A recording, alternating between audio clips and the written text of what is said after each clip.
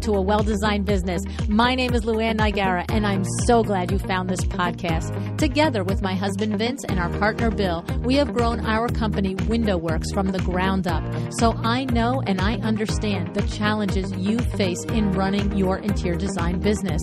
I also know that your talent alone isn't enough to ensure your success. So on this podcast, we talk about strategies and practical steps to help you grow your business. But make no mistake about it, we have our share of fun here too, mixed in with those aha moments that I love so much. This isn't fluff. Nobody has time for that. Whether you are a new interior designer or a seasoned designer, I am here to help you create and to manage the kind of interior design firm that you dream of. It's straight talk and it's action. Are you ready? Let's get started. Hi, welcome to A Well-Designed Business. It's Power Talk Friday, and today I have a sponsored show. So today's show, I know, I said this the last time that you sponsored a show. I said everybody out there saw your name in their podcast queue and started doing their happy dance. And the thing is, every time you come on the show, I totally imagine everyone out there doing their happy dance. So I'm so happy and grateful to have you back on the show, Sandra, and to have you sponsor the show with the Interior Design Standard. And of course, we're going to talk about the design standard. But, we had a little chat and we decided that so many interior designers have literally mentioned how they listen to your shows in particular over and over and over again. And it's with good reason. There's so much goodness, and we will put the links in the show notes to all of those episodes. But you said to me, not for nothing, but it's 6.5 years and my business has changed. And I think that I'd like to talk to some of these changes and make sure that people understand where I sit now in my business. And so I thought it was a great approach for us to take. So take us. What do you want to start with, Sandra? And, first of all, thank you and welcome for being here again. Thank you. It's so all of my pleasure to be here always.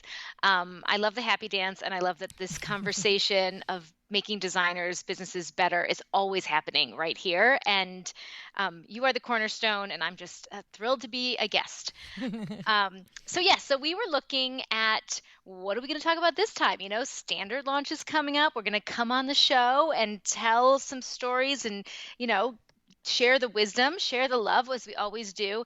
And we were looking at, what should we talk about? And so I was thinking, I went back through all the episodes we've done before to make sure we didn't repeat ourselves. And we had a chuckle. I was working with my director of operations, Sarah Cates, and we were saying, oh my gosh, we can't believe the transformation, right? Because the 6.5 years ago was episode 2, and a lot has shifted since then. So one of our, one of our big core values is growth, change, transformation, evolution, right? I always joke that I'm a change agent, right? Coming into clients' homes and making, change is hard, but I love it. It's what designers live for. So these are core values of ours, and we've changed so much since that first episode. So we thought it would be so fun to come in here and debunk some of the old wisdom and give you the updates. And I love, the thing is, it does come from change and growth. It's not like, you're sitting here thinking, that was a good business practice then, and it's not a good business practice now, because the fundamentals of business are business. And I know from the first time I met you 100 years ago that you come from a business finance background and you always brought good business principles to it. But what I know by watching your career firsthand and many designers since then firsthand is there is, to what you said, an evolution, and there is a growth period to the way you view your business, the way you do your work, the way you interact with your clients, the way that you set your fees and your pricing. And it doesn't mean that something is necessarily bad or was not a good idea, but to be adverse to change is just That means, like Vinny, what Vinny always says, you're either growing or you're contracting as a business. Sitting still rarely happens. It rarely happens. You're either getting better or you're getting worse. And the thing is, for him, he's like, I want to get better. I don't even want to stay the same or get worse. I want to get better. And so that's what we're talking about, how you have improved your business over the whole of your career, but in these last 6 years, right? Absolutely. And it's funny to have these mile markers, right? To have had these conversations and to listen back to these principles. Yeah, you don't actually always hear it, right? Right? Exactly. It's not always written down and kept in, to be there forever to listen to. But there's nothing wrong with what was going on before, but there's an evolution. And so much of that evolution comes from every time you make a mistake, you say, well, I'll never do it that way again. And we were just having a conversation before we went live. So much of how I do things now is setting expectations earlier in the relationship with clients and laying down the law on how it's going to go and saying, you can come with me or you don't have to. You don't have to hire me. But if you do hire me, all purchasing and execution is going to go through my firm. And that is it. It's in writing. We are signing a contract, right? It's bringing it back. And you only get to do that if you do a design process over and over and over and over again. And that's how we stub our toe and bump our head and scrape our knee and learn where to put the Band-Aid so it doesn't ever happen again. Right, right. And it's funny because one of just to go into that a tiny bit, is it's true. It's you just said it. We are going to do everything for you. You are using my window treatment people, my painter, my carpenter. You are not getting other estimates. That's not happening. That wasn't necessarily always the case for you. And there is that moment where you step into that. And it does come from having given in on certain times, and now all of a sudden the train is run off the track, and your client is looking at you going, why is the train off the track? And you're like, but you went with a different conductor. Because you took a left and we were supposed to go right, lady. Right, yeah, right, exactly. Right. But even you have had to learn and grow and evolve into being able to say that straight face, no delineation from it, is this is my train, I am the conductor, and you don't have to get on. That's exactly right. And it doesn't, and again, I didn't pop out this way. This is, I think this is my 20th year in interior design.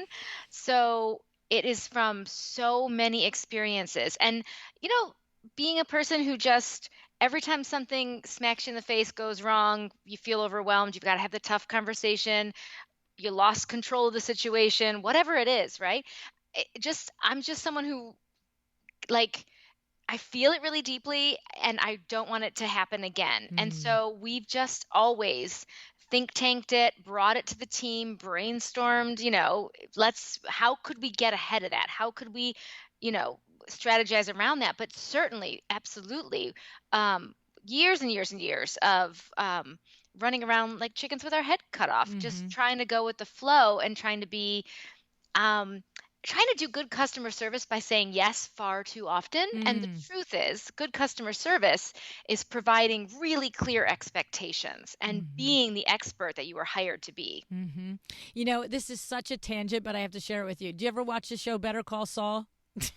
I have not. Okay. So it's a crazy show. It's pretty funny. But almost to the end of the show, the one lawyer in the show, like, something goes off the rails, and it's a big major client, a big bank and everything. And basically he calls in the senior partner of the law firm, and one of the main title characters, this woman, Kim. And the client basically reads them the riot act. Like, that was ridiculous. You didn't have my back, blah, blah, blah. I'll let you know, basically, if I'm going to keep you as my lawyer, is what he says. And so the two of them walk out of the office of this big conference space with their tail between their legs. But Kim, our girl Kim, right? She's walking down the hallway and she goes, no. And she walks back in and she says to him, I just want to let you know that XYZ happened, but I suggested that you step out of the room and you didn't. Then XYZ happened, but I had given you another proposal for that and you pushed for this one. XYZ happened and you this. And she literally named 4 places where, because I mean, all of us as the audience, we were like, yeah, you guys really blew it. Like, you know what I'm saying? Right? And she named 4 places where he could have changed the outcome of what happened in that previous huge blow up thing that he had to pay like, $225,000 when he was supposed to originally pay 5,000. Okay. And where if she had followed his advice at any of one of those 4 places, they wouldn't have been in that spot. And so she looked at him when she was done listing it all. And she said, so I just want to say to you, regardless of who your next lawyer is, I'm just going to leave you with this piece of advice. When you hire them, you should actually take their advice and what they say to do, because that's what you're paying them for. And so he just looked at her and he goes, okay. And so she goes, okay. And he goes, so I'll see you Thursday? And she goes, okay. But it reminds you of that, right? Yes. Right? Yes. It's the same thing, right? Oh, it's exactly the same thing. Yes, there are so many places where a project goes off the rails, and the truth is, the clients don't run design projects year after year, time and time again. They don't know who the players in the game are, in who's the best contractor in town, or who's the best painter, or who can install a patterned wallpaper without it being a complete mess. You do. You, the designer, do, right? The designer is the expert. The designer is the one who understands what happens first, second, third, understands what it's gonna, how off the rails everything's gonna go if we're getting multiple quotes, or we're shopping online, or we're changing our design direction midstream, all the things. And it takes a long time to realize the clients aren't being bad. They're not Right. misbehaving. They're not getting strong enough leadership. And that Right. is like this big shift. And it's one of those huge shifts that happened after my rock bottom special moment that we had together. So yeah. Well, and it's so true because literally that is, our fictitious character, Kim. She understood that she didn't stand in her space when she was giving him advice and he was going against it. She'll never do that again. And that's the evolution of what we're talking about. That, you can learn that you're telling somebody the right thing to do. You're suggesting that they use this painter and all this stuff. But when they don't use your painter and it goes off the rails, you weren't the leader in the room. That's the thing, right? So you can, Yes. to me, it's the hindsight lesson that I've watched you have, and I watched this character in this show have. It's knowing that your advice is the best advice and not allowing your client to make decisions outside of your advice, whether it's hiring a painter or, getting 16 quotes on, IKEA furniture or whatever the heck it is, or it's ignoring your law advice, right? So I love, love, love, love that. Now, one of the things that you had teased me with when you gave me the idea for this particular episode is that you said for years you would ask your clients for their budget. And you said it was like the hardest question for them to answer. And of course, it still is. And now you would never ask a client for a budget. So what's that evolution about, Sandra? Sure. So it's so funny because we have this conversation all the time um, that designers want to ask the client what's their budget. They think they're being respectful. They think they're putting their client's needs first. But the truth is, the client can't possibly know what it's going to cost them. And, they're not going to tell you the number that's in their bank account, right? So they're pulling a number out of thin air. It has no context. Again, as a designer who's been in business for 15 years, 20 years in the industry, it back when we spoke the first time, I couldn't tell you what a project was going to cost before I got into the project. Now I can, but back then I couldn't. And so what I realize is it took me 10 years in business to figure that out. It definitely is something that is far above the client's pay grade to understand what is construction costing, what is interior design fees going to cost, what are furnishings going to cost. And of course, those numbers have been moving all over on us as well. So, taking that off of the table, and I also, it's like negotiating 101, right? The Mm. minute you let a client say a budget out loud, Yeah, now we're all anchored that number and we're all trying to get, you were trying to get above and they're trying to get below. indeed, and there's no chance, it has never happened in all the years, there's no way that that client's number is going to be above what it will actually cost, right? No, Because that exactly. doesn't happen. So don't let them set a price anchor.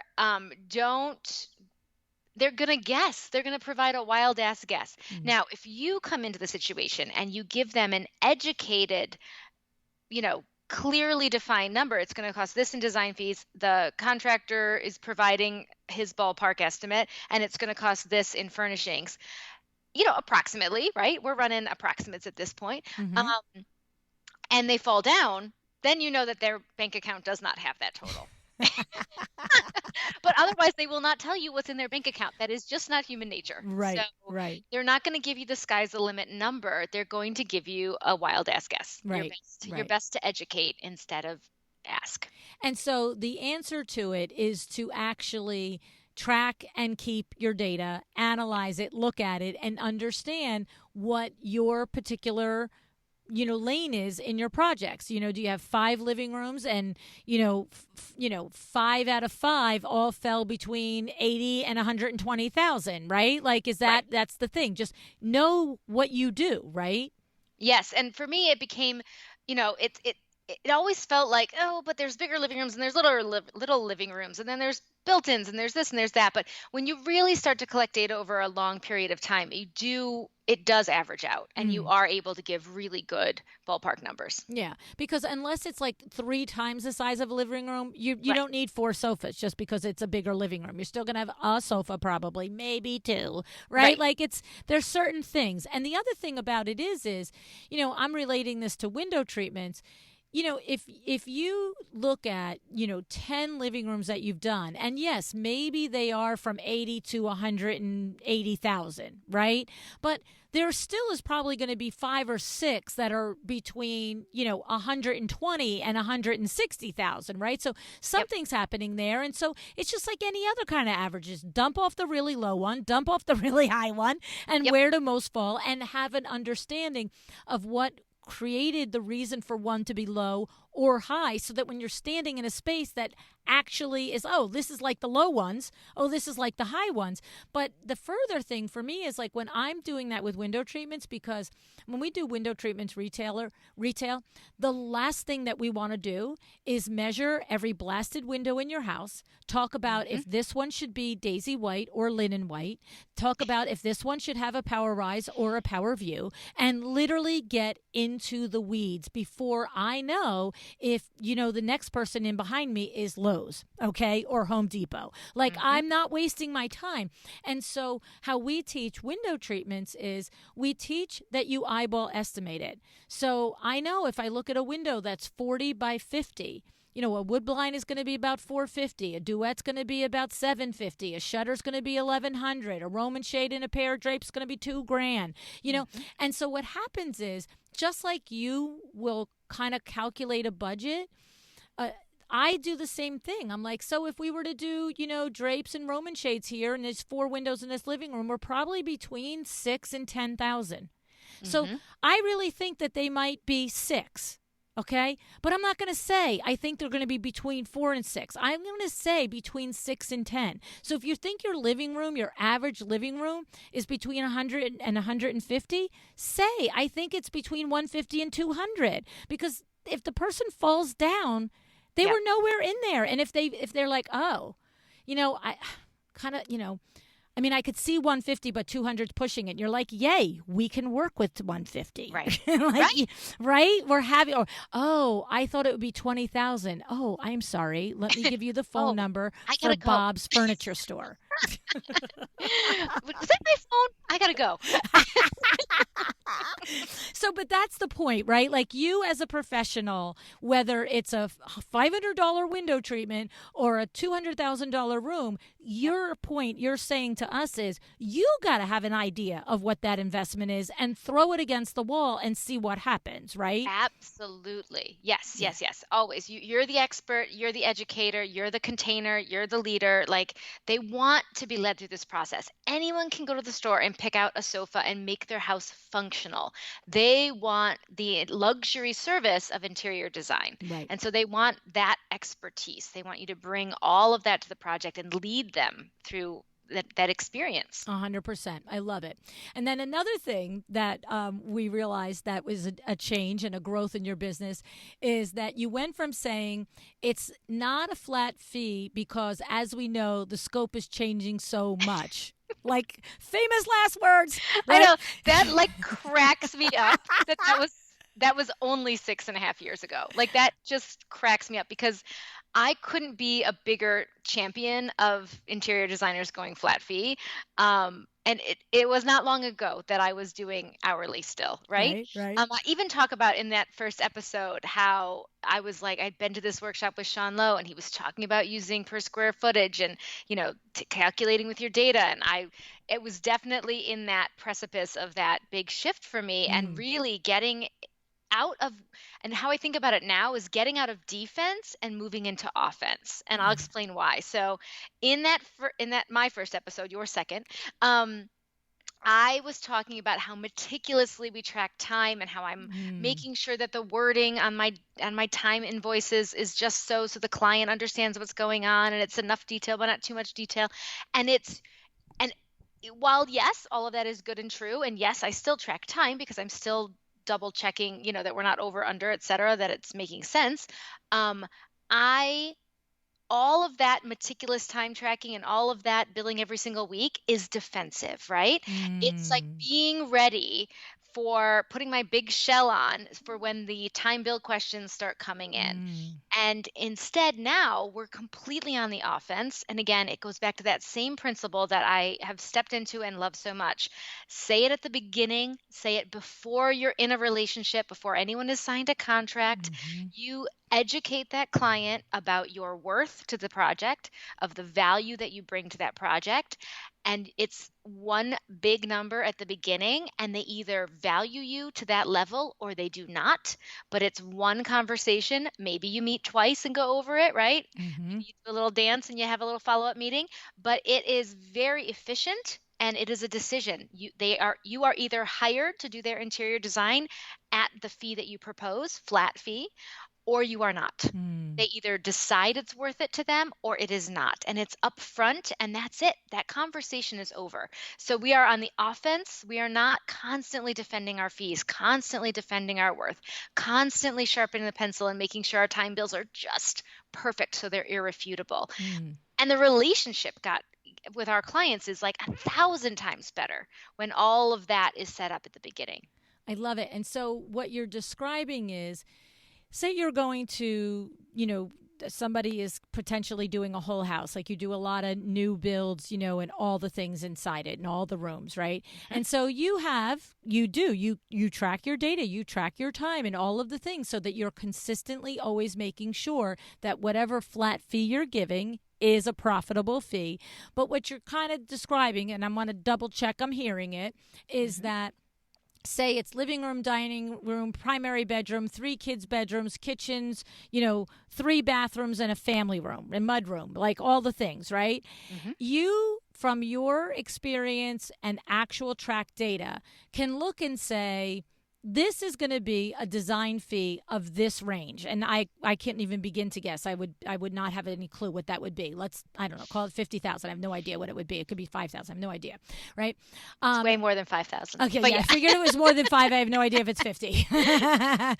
That's something that we've never actually talked about, right? But anyway, so let's just call it 50,000. And then you're saying, and you can expect for the budget, the investment in Mhm. draperies, hardwood flooring, plumbing, all the things to be 450,000, right? Like Mhm. you are literally throwing this out there at the first, second conversation, wherever it is, and saying, this is the overall investment, because I like this as a consumer, because I understand as a consumer, we're not talking about whether I pick this chandelier or that chandelier. We're talking about, this is the ballpark. And unless, if I've got 500K, to your example, sitting in my bank account, put aside for this project, I'm feeling good. And I might, go out to dinner with my husband afterwards and say, maybe we could get it to 450 and we could use 50 for a pool in the backyard. Right? Maybe, right? But I know what I'm getting into. But if I walked in your office and I thought we were going to do this for 100, I know I'm in the wrong spot and I don't feel like a jerk. I feel like, oh, I'm sorry, can I find the Hyundai dealership? I'm in the Maserati dealership, right? Right. Like Exactly. that's the time for me as the consumer to find out too, because I'm not 6, 7, 8, 10 weeks down this thing. Oh, yes, or 6 months, Right, right? I mean, right, because if there wasn't clarity around what the total will be in the beginning, who's to say? right. Where's the sky's the limit, right? That's right. And And that, that is done that way, Sandra, right? We oh, both know yes. designers that unfortunately do that. They might talk about their design fee up front, but they might be a little willy-nilly about what the overall investment is. And then here it is, month after month, month after month. And because I've been on the other side of the conversation when the designer has said to me, we're 7 months into it, and now they're saying, they don't want to do the art, or they don't want to do, the window treatments, or because they're out of money. And you're sort of like, well, how did they not know how much money they were going to spend, right? Exactly. And also, you do them a major disservice if you let them be indecisive or change their mind too much. Well, those are the same things. But if they are getting multiple quotes takes a really long time and a lot of designers' hours, right? Changing their mind, all of those things, those are ways to waste their budget if you're charging hourly. Mm, Now, there's a beautiful thing. If you charge a flat fee, you then are the protector of your time, right? mm, You are going to keep that project on pace. You are going to be really clear on your boundaries, how many revisions, how many meetings, how many site visits. All of that gets really clearly, the scope of the project, all of that gets really, really clearly defined when you do a flat fee because you have to. You have to cover your ass. You mm-hmm, can't be out here running around to get like your 97th sofa option. You'll go broke. So when you do that flat fee, you also provide a better product to the client because the client really doesn't want this project to take an extra 6 months. They might want to wiggle a little bit because they're feeling a little insecure, but you've been hired to be their security. My husband Jay used to always say to me, you have a career because women like to build consensus. mm, It's maybe oversimplifying a little bit, but it's mm, not untrue. They know what they like, they want what they want. They need an expert to validate them, to give them the mm, confidence, to hold their hand and to take that risk with the really beautiful piece of art that they're a little bit nervous about plunging into, right? mm. Women need to build consensus. We need to be their expert. We need to be their confidence and not let them second guess and go wiggly on us and all those little off the rails things like we talked about earlier. Yeah, so good. It's so good. I love the observations. So good. Now, some of the things still resonate from those early episodes, my friend. Hmm. One of those episodes you said, "This is my sandbox. You can either play by my rules or get out." And of course, that's what we're talking about right here. This Hmm. is this is something that you came to and it's you still live by in your business. So you lay it out at the beginning the way it's going to be, and if somebody says, "Oh, no, no, no, no, we like 3 quotes on everything." You're just like, "Stop. It's not happening." Right. Good for you. I hope you're getting 3 designer quotes because you're going to need those other 2. But you know what? There might be a designer out there who their process is to get 3 bids. Yeah. That's what works for them. That's what works for their market. That's what works for the clients that they work with. That's perfect. Build that into your price. I'm Mm, not against 3 bids unless it's not in my price, right? right. Or in my timeline, which it's not. Right. Right. Okay, I love that because you have your go-tos, Yep. thankfully. Yes. You have your go-tos, you have relationships, you have trust, and for you it streamlines your process, and ultimately you have the confidence that that actually saves the client money, because if Tons of you money. didn't have that trust in each of us that you have as your vendors, and you were a 3 quote designer firm, which like you said is perfectly legit, but you would then add to your design fee because you'd be going back and forth and reviewing and asking, 3 window treatment, Lou, can you please get me the drapery quote, right? Like Yes. yeah, you'd be chasing 3 times the amount of people. Yes, and I have wonderful repeat clients, and I had to sit down with one of them before this current project we're working on, and they asked me, "Do we should we take this to bid?" And I said, "You can, but here's what's going to happen. It's going to add 3 months to the project. The architect and myself are going to charge you more than what we would charge you if you just picked the contractor that we both know and love. And you are going to probably spend an extra, again, 3 months on a big massive gut renovation addition. You're probably going to spend 3 extra months getting all the bids in and talking to all the contractors and putting together a full bid packet and all the things that happen when you go to bid. And you're probably going to spend, if you are price shopping, whatever savings you garner out of that is going to be spent on the fees for myself and the architect to run that bid process." So the choice is yours. I can tell you with all sincerity, this is the contractor that we should be using for this job. I'll take you to the former projects. Da da da da da da. The choice is yours. What do you want to do? And my fee is going to be completely different if we go to bid versus if we just dig right in and get started on this project. I love it. And the thing is, because you have worked with the people you're recommending, you're just saying, we've got this. You know what I mean? Like, Yes. I've done all that vetting for you. I used to use all different contractors and I've landed on this particular group of people because of their workmanship and the way they have my back, which means they have your back, right? 100%. And I even go so far as to tell them, listen, here's how it's going to go down. This is my guy. He's the middle guy, right? There's one guy that I'm going to bring in that's higher than him to make sure that you know that he's not the highest, right? I'm not an idiot. And then there's this other guy that you're going to pull out of your sister's brother's uncle's hat who is going to be the lowest, but he's not going to have, he's not going to have a good system. He's not going to communicate well. We're not going to really know the quality of work. And he's going to show up at the job, gut the whole place. And we're not sure if he's going to show up the next day or not, right? The whole job will be like an investigation into our trust and faith of this contractor. So where do we want to be? Should we just go with my guy? I think we should. How about my guy? He's looking good. I got a guy. Very trustworthy. Let's do my guy. I love it. I love it. Now, one of the other things that I think we both are going to have to eat some crow on this one, sweetie. Yes. Is in that first episode you shared that you had an awesome testimonial from a client, and I said that's why we stay up till 2 a.m. and working and even miss putting our kids to bed so we can create amazing experiences for your clients. Like, I don't think either one of us are standing by this anymore, right? No, I think we're done with the days of we just are going to grind until we can't see straight. Isn't that nice, though? Isn't that funny that it's there for all of time? It is. I crack up. Also, the photos. Hysterical. But I mean, seriously, people are going back to this, and I'm like, no, wait, work smarter, not harder. I'm sorry. Don't work till 5 a.m. I'm sorry, that's wrong. That's not right. Totally.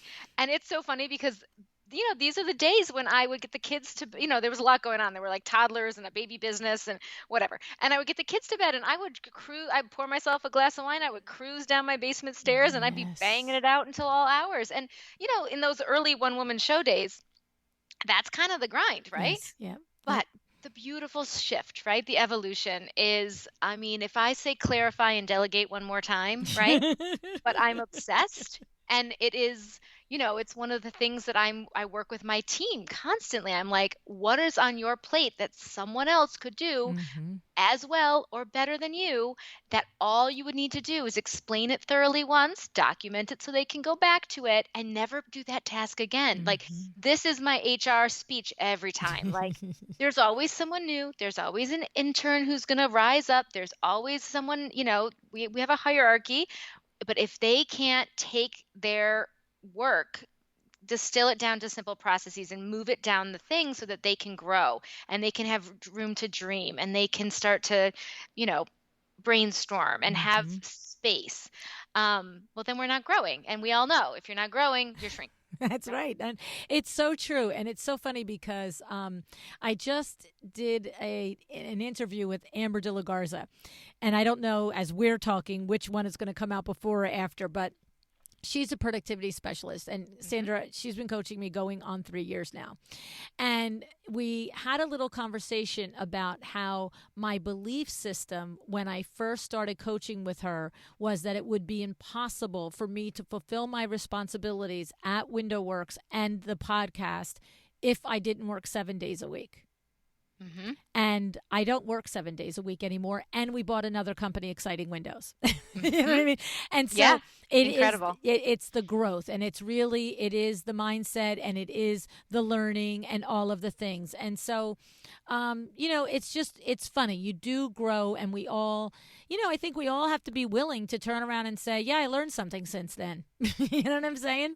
So much. Yes, so, so much. No, Yeah. it feels so good to it does. It's funny to listen to it. It's a little cringy, but it Yeah. also feels so good to see where we are today. Yes, yes. I mean, and I'm the same way with the delegation and the Mhm. documentation. We just hired a new assistant for me in our business here at Luann Nigara Inc. And literally, the conversation that Diana is so great because she is like, I think she might, her Monday.com might rival your Asana. I'm just going to say, I really am going to say. That's awesome. Yeah, she's really, really spectacular at organizing all of the back end, organizing me. And, Mhm. we had a conversation a couple of months ago. I'm like, if we can onboard somebody to you, what you just said, I'm like, now you can go back to what you really came here to do, which was the big picture marketing. You know what I mean? Because I was like, you're in the weeds in my darn email. Like, this is Mhm. silliness. You know what I mean? Because I'm still not going to do the email. Somebody has to, but it's not going to be me. Right? Because we're going to bed. We're not staying up until No, 2 in the no, basement. We between have all of them, like 200 a day. No, I'm sorry. Like, I yeah. just like, it's so funny because, after she was working with me for about a year and a half, she was on Christy's podcast. I don't know. You know Christy has a podcast, Mhm. right? Sass says. Yes. And so Diana was on Christy's podcast. And Diana was talking about how she has ADHD and, a couple of other things that, make work challenging for her and all these things. And it was so funny because I was listening to her and I really didn't know this about her. It wasn't that she hid it from me, but, you don't walk in and say, these are the mechanisms I do so I can get through Mhm. my day, right? I just always found her to be super efficient. But when she was describing like what goes on in her brain and the way she does things and the way she processes things, it's so funny. She comes in the office the next day. I said, "Oh my goodness, I heard you on Christy's show. It was so enlightening." I said, "You two were adorable." Blah blah blah. And I just looked at her. I said, "I was thinking about all the things you're saying." I'm like, you ever think like, do you think I have ADD?" And she just looked at me like, hello, do you have a mirror?" And I was like, huh, like Huh. this, right? You were like, that all sounds very familiar. So crazy. You clearly figured out how to work with it, right? Well, this is the thing, and it was really funny because now, of course, I listen to Christy's show all the time, especially when there's an ADD topic, and I'm just like, I'm very lucky. I didn't have the debilitating part that a lot of people have had that I listened to on her show, where they went through school feeling off and feeling dumb and feeling whatever, right? Mhm. I didn't have that part. I don't know why. But I do have the other part like, wow, this is the best idea ever. Let's go do it. And then Hmm. like I'm running down the block and I'm like, wait, come on, we're doing it. What's going on? That sounds familiar. See? That's what I'm saying. My sister kind of does like a partial CFO role for me, and she always says we take the first like two times Sandra says something with like, oh, okay, yeah, well somebody's gonna write that down in the meeting notes, sure. And then the third time I bring something up, then they make an action plan, Yeah, and I'm they're like, like, all right, okay, I see right, you guys right. working me. They're Yep. handling me. Exactly, exactly. But the thing is that, put somebody in place that can do it better than you. That's really Yes. like almost anybody can do almost anything better than me, then come up with the idea. So I'm like, let's get a person for everything. You know what I'm Oh, saying? 100%. And that shift, that change, right? I remember, talking with you and those days of, I'm just working around the clock and this and that, and just, showing up on a job site for a measure. And I'm like, are you still measuring jobs? And you're like, I only do a few, I was doing you and Jenny Madden at the end. right? Ugh, that's so Oh my goodness. Anyway, all right. So there's another thing that I cannot not bring up. So because this is, I can't even say it 800 episodes later, I can never say stand in your space without saying your Sandra Funk stand in your space. You said this at that episode 2, and I feel like you have and you did, and all your growth and evolution and transformation, you still do always stand in your space. But has anything around this concept changed for you in the last 6 years? So interesting because I re-listened to the episode before this, obviously, to kind of like go back in memory lane at like 2 times speed, which was hysterical. Um, but I would say, and it's funny, it's the first time you can hear it coming together. Like as we were talking, it's the first time I ever said stand in your space, and it's become such a Mm, principle for me. mm. I think I have, you can go and listen to what is it? Episode There's an episode where we talk about my rock bottom. Episode 520. I think that's 520 520. Yeah. is my rock bottom, and I've been standing way firmer in my space ever since that rock bottom. That was the catapult to my big transformation. Me really, you know, like you said, I have been there. I have gone through all the troubles and tribulations, up at night, worrying, having difficult client conversations, having that's the rock bottom. I had 3 large fabulous projects go completely off the rails, Mm. like gone, goodbye, fired, all within the span of about 3 months. And it was like a huge wake up call. And so I took my business and I said, it's broken. Something is wrong here, people. We are not losing 3 wonderful clients in 3 months. And we think tanked it and we worked through it and we, clarified and made it better. And with that, feeling and then having it, then going out and, signing that next client and using the new systems and the new way and the new positioning and having it work and then having it work and then having it work. And then it became,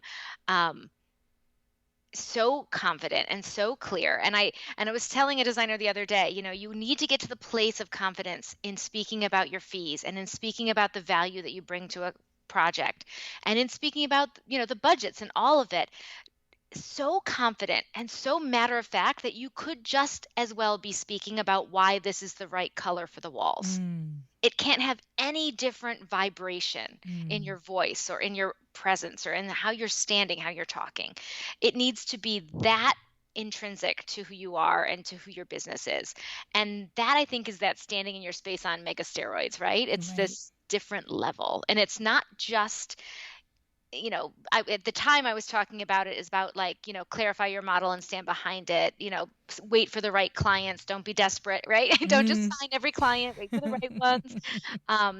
It was still providing estimates back then in the beginning, but I wasn't, they weren't in the contract. They weren't like written in stone. I wasn't creating strong boundaries and standing to them. So standing in my space has just become an absolutely huge part of my life. And literally the first time it came out of my mouth was on episode 2. Yeah, no, it's so funny because I know you didn't invent the phrase. Like, No, you're hello, right. right? You know it, I know it. But Yeah. when you said it, it was such a moment.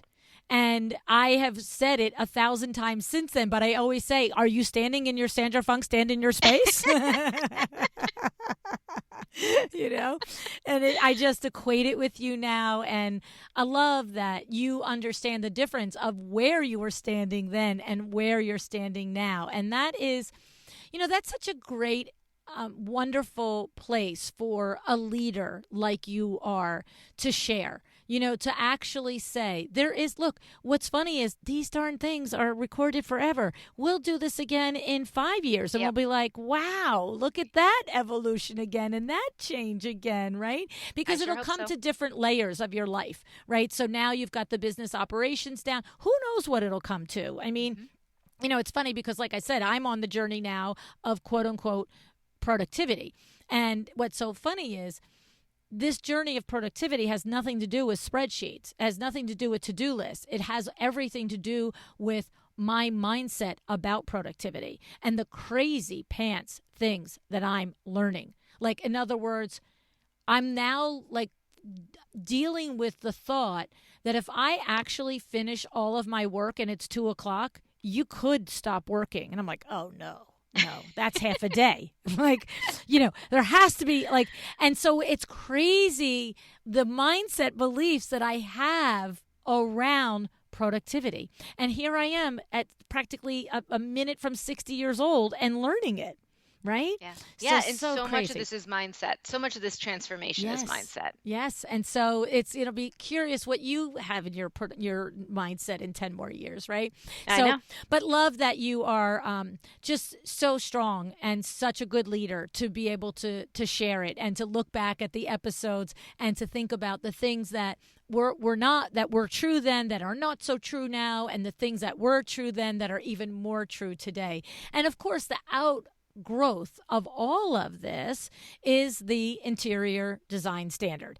And this is where you have basically literally taken every single process system, every template, every worksheet, every email, everything, and made like, a click and a paste so that any interior designer, look, they have to learn their confidence, and you do help them with that too. They have Hmm. to learn all of that somehow and do that work, but they don't have to make the mistakes on the pricing and the measuring and all the things and the estimating and the getting of the quotes like you did. You saved that from them. Tell us about the design standard. Yeah, definitely. So, that's exactly right. So the standard is basically all the things I've learned in all the years of doing it, and that big mindset shift, and that big, I think the biggest thing that is so different is that switching from defense to fighting fires and handling problems and Mm. scrambling, right, to the offense, setting expectations, making clear boundaries, setting scope, setting a flat fee that real clear. I'm either going to be hired or I'm not, but I'm never going to be going through this conversation all the way through the project. Like, it's that big defense to offense shift that I didn't even realize, right? That was the biggest change or the biggest lesson inside the standard. I know I've even come on here and talked about the standard and talked about business templates and downloads, and that's all there. The step by step through the whole thing. But the what we've learned now through talking to the members, as they're 2 years in, a year and a half in, whatever it Mm. is, that the biggest shift are the mindset shifts and Mm. the confidence that they have, because now they're it's standing in your space, but again, it's only standing in your space if you've defined your space. And so if you've defined your business model, you've defined the parameters and the boundaries and the fees up front, then all you have to do is stand up for yourself, Right, right? right, right, And right. show up for it. I love it. I love it. So this is such a great new little slice of information for me that 2 years into the standard, of course, the designers stay part of your community and you work with them and all the things. You're learning, just like I'm learning, that it is all about mindset, and it's not Mhm. always the mindset about what you think you're worth. It's the mindset about what you think your time you should do and do with your time. It's your mindset about the way you set up the beginning of the project. It's your mindset about how do you walk away if it's not the right project and it's not. And I love that all the designers that are part of your collaboration in the standard, you're taking them on that journey too. That's exciting, Sandra. It is. And again, I didn't even, you can't see it because you're so in it. Mm-hmm. So it's been an incredible part of the journey. Just hearing designers over and over again tell me, I never used to talk about the numbers. I just didn't. I would send them an email with the proposal and pretend like it wasn't happening, and they either signed it or they didn't, and they paid me or they didn't, right? Wow. And now they're having face-to-face conversations. They're explaining their value, what they bring to the table, why they need to follow their process and go with their contractors, and all these things. And the word we hear over and over again is, you've given me the confidence, not only the Mm. tools, but you've given me the confidence. And we have designers, I mean, we have so many wonderful moments, where designers are kind of, walking up to me at a party, or sending me a DM or whatever it is, and saying, I just signed my first six-figure project, or I just did a, $500,000 project, and I never would have gone for that. I never would have reached that high without the confidence from the standard. And it's like, somebody squeeze me, Yeah, you I know? mean, you talk about the ROI on the fee for the standard. Right? Right? And I'm not up until 2. It's amazing. That's it. Oh my goodness. That's awesome. I mean, really, for a designer to make the investment in the standard and then to have that sort of transformation in their business, it's a no brainer. Yeah. I love it. I love it. And so first of all, if they're interested in the standard, they're going to go to interiordesignstandard.com/Luann, Exactly. and you open the gates like twice a year. It's very specific because you run the new group of designers through a high touch system. So it's not like you just buy a download and goodbye and we'll see you later. You run them through a high touch system. So when is the next cart opening for you? Yep. So the next cart open is September 28th, and we close October 5th. We have shifted though. You can reserve your spot ahead of time. We we take off. It's like 6 weeks of every week you get the new lesson, and then there's Zoom calls weaved in to touch base and make sure everything is moving along. And there's of course the community aspect as well. So we're all in contact and chatting and bolstering each other. It's a really wonderful community of designers all looking to level up. Um, and so we did decide to make it possible for you to reserve your spot early because there's a lot of things that you can do to get yourself ready for the standard. You know how when you're Mm, dropping something into your business, um, yes. you need to make space and time for that or get the tech in place or start the mindset shifts a little early. So it's really cool. You can reserve your spot early, and then we have all these bonus lessons that really help you get ready for the standard. So Oh, the sooner nice. you get into the interior design standard, the sooner it's you're preparing to catapult for when it actually drops. Love it. I love it. I love it. I love it. Okay.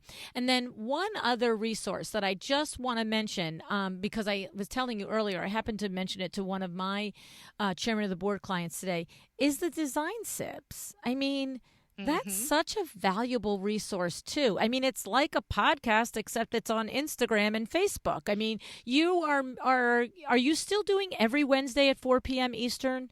Yes, we are, and I don't know about the time because now I'm in a different time zone and I get confused. But yeah, Oh. every Wednesday, I we go quiet for a couple of months after launch just to Hmm. recuperate. But yes, most Wednesdays we Most are Wednesdays. still doing it. Yes, Yeah. and I love it because whenever I pop in here and there, you're just spewing the wisdom, man. That's just what you're like. There it is. That's how you say it, right there, like right there. That's it. That's the words. That's the feeling. That's like you said, like. And Yes. by the way, pick Benjamin Moore Pewter, like that's And it. go. That's Exactly. it. I No, love yeah, it. Design Sips has been amazing. We just had our sixth anniversary, which is just, Gosh. no, fifth anniversary. Design Sips was five. Sarah Kate's had her sixth work anniversary, all the same day, so I get confused. Oh my Fifth goodness. anniversary, which is crazy. Yeah, but the format is I'm drinking wine and you can ask whatever questions you want, and we're just going to talk biz. And so it's very relaxed, and it has been such a fun way to have these conversations and to have the designers be able to DM me questions, ahead of the and just to kind of know what's cooking and what's in their mind and what's going on. And Mm-hmm. yeah, it's a good time. No, I love it. It's so valuable. It really is. It's really like a weekly podcast, except that you can actually ask questions in real time if you're there in real time. And of course, you can go to your Instagram and click on the design sips and watch past episodes. Yep. And look, if you're the only designer on the planet that doesn't know who Sandra Funk is, it is a way to understand. If you really resonate and you understand and you get to learn her business philosophy and just try it on. Like you know me, I'm madly in love with you. So there's that. Right back at you. So, all So right. great. Well, all the best luck on the next launch of the standard. I really appreciate, what you do and how you do it, and the great heart that you bring to what you do in sharing all of your knowledge and not holding any of it back and letting every single designer who has the interest in growing their business and running it more profitably, you're just like, here's the rule book right here. This is what works. Just go take it and do it. So thank you for that, Sandra. I really appreciate it. Thank you. That lights me up. Just the intention has landed, and I appreciate that. Really, really love that you see all of that. Mm. And I feel the same way that this format has absolutely revolutionized our industry and how collaborative we are as a community, and just appreciate it so much. Thank you. Yeah, I mean, thank you so much. Thank you everyone for listening and just going down memory lane with Sandra and myself. And as I said, if this is the first time you're learning about her, I think you'll know why I'm like her number one fan here. But thank you for joining us today. Decide to be excellent.